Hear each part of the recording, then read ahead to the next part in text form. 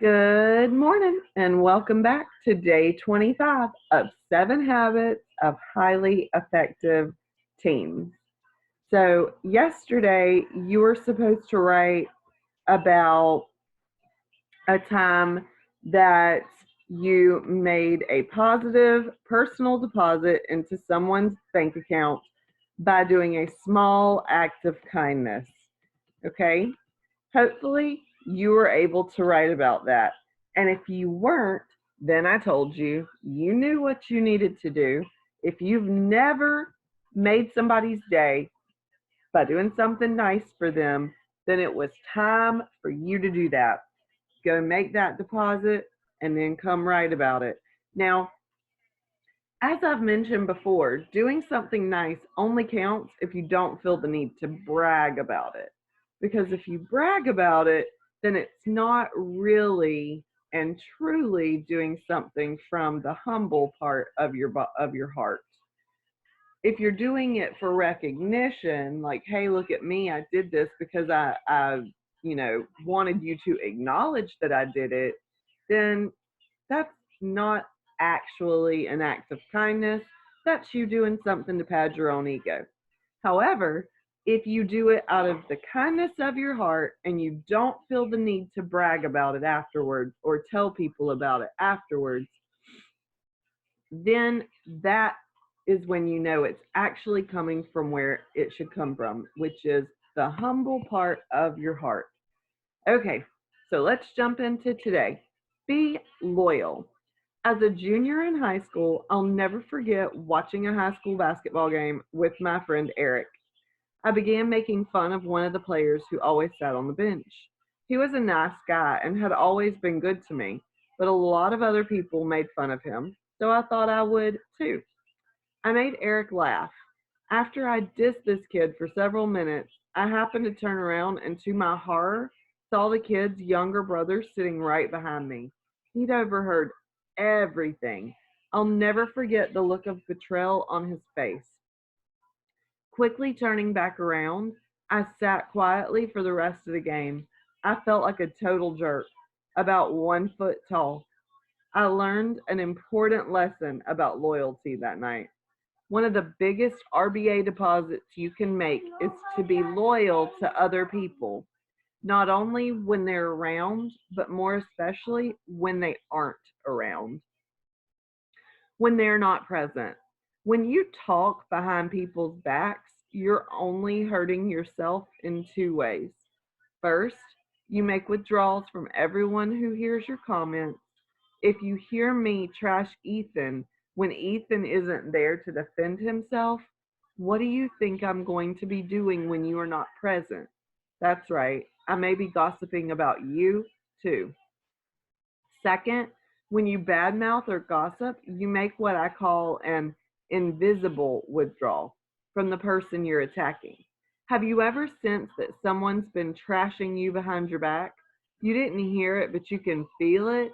It's strange, but true. If you sweet talk people when they're facing you, but trash talk them when their backs are turned, don't think they won't feel it. It somehow gets communicated. Gossiping is a huge problem among teens, stereotypically among girls, but guys do it too. Everyone does. Guys often prefer other methods of attack. We call them fists, but girls seem to stick to words. Why is gossiping so popular? For one thing, you hold someone's reputation in the palm of your hand, and it's a powerful feeling. For another, we gossip because we're insecure, afraid, or threatened. That's why gossipers usually like to pick on people who look different, think different, are self confident, or stand out in some way. But isn't it kind of silly to think that tearing someone else down builds you up? Gossip's rampant online. You see photos of what everyone's up to, and it's easy to feel jealous or excluded. It can bring out a desire to tear other people down. Gossip and rumors probably have destroyed more reputations and relationships than every other bad habit combined. This story, told by my friend Annie, illustrates their venomous power. The summer after high school graduation, my best friend Tara and I were dating two really cool guys. They were best friends. We were best friends, and so we'd all go out together. One weekend, Tara and my boyfriend Sam both went out of town with their families. Tara's boyfriend Will texted me and said, "Hey, let's go see a movie. Tara and Sam are out of town and we have nothing to do." We truly went out only as friends. Will knew that, and I knew that. Of course, someone saw us at the movies and misinterpreted the situation. Well, in a small town, things have a tendency to grow. When Tara and Sam returned, and even before I had a chance to talk to my best friend or my boyfriend, photos of us together were out. There was no pulling back the stories and rumors. When I called to say hi to them, I got a frigid blast of Arctic air. There was no explaining, there was no communication. My best friend and my boyfriend chose to believe the pictures of us hanging out somehow proved that Will and I were cheating on them. I learned a really tough lesson about loyalty that summer that I've never forgotten nor even gotten over. And to this day, my once best friend still won't talk to me. In the above catastrophe, it seems to me that a little loyalty and trust would have solved a lot of problems.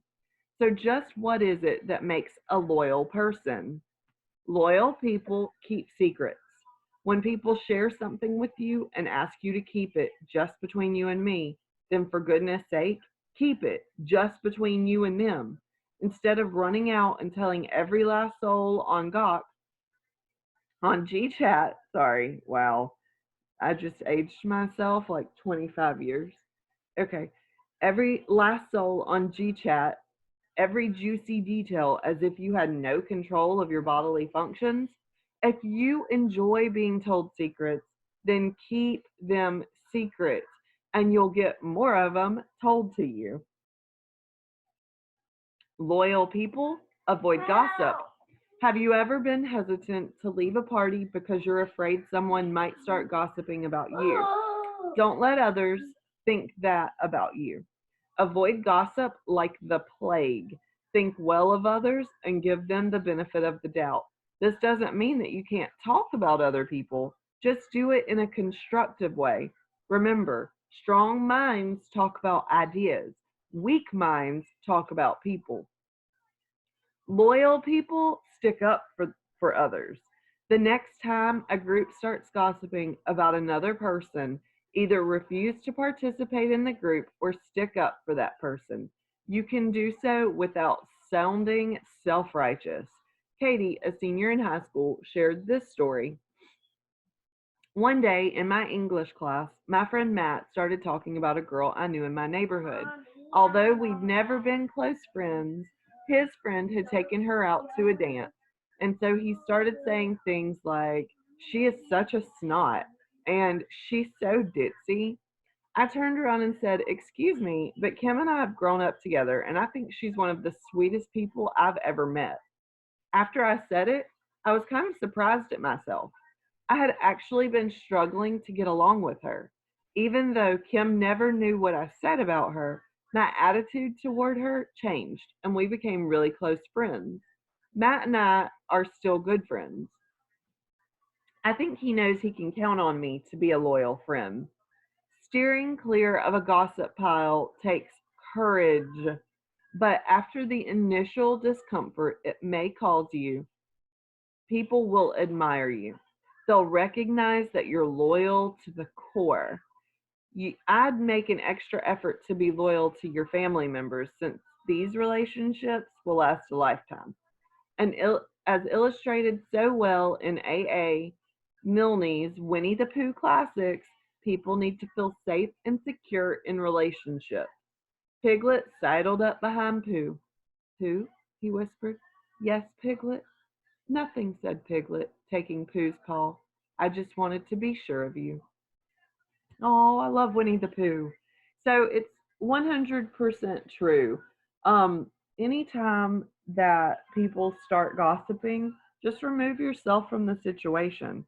I think I've shared with you guys before on here that if someone, comes up to me and begins gossiping about someone, I do one of two things. I either figure out a way to change the subject really quickly and without ever saying a word about the other person, or I excuse myself from the conversation altogether. And you can also defend, but then you can't, unless it shuts that person down totally, you're going to get, then you have to be defensive. So it's easier to just change the subject or walk away. And you can do it without being rude. Um, let's say Sarah comes over and starts talking about Ashley, and I cut her off the second I realize that she's going to tell me something about someone. Whether I'm friends with them or not does not matter to me, mind you. I do not listen to gossip. I refuse to. And my life has become so much more peaceful since then. And, you know, it raises your vibration. So, anyways, with that being said, your homework today is to get your journal, your workbook, your notebook, whatever you're writing in on a daily basis. And I bet you already know it. Write about a time that you were the subject of gossip. Okay? Write about a time that you were the subject of gossip, meaning someone was gossiping about you. And I want you to write about how that made you feel. Was it true? Was it untrue? Regardless of whether it was true, it still had to be hurtful. And if you have never been the subject of gossip, then my, you are lucky. And if that's the case, then I want you to write about a time that you were loyal to someone who was the subject of gossip. Okay? So you're writing about a time either that you were the subject of gossip and telling me how it made you feel and all that fun stuff, or you're writing about a time that you were loyal to someone who was the subject of gossip. And don't come at me with, I've never been gossiped about and I don't know anyone who's been gossiped about, because that is 900% not true. But think, be creative, write about this, really take it to heart. And then next time you're in a situation where people are gossiping, you've got three options.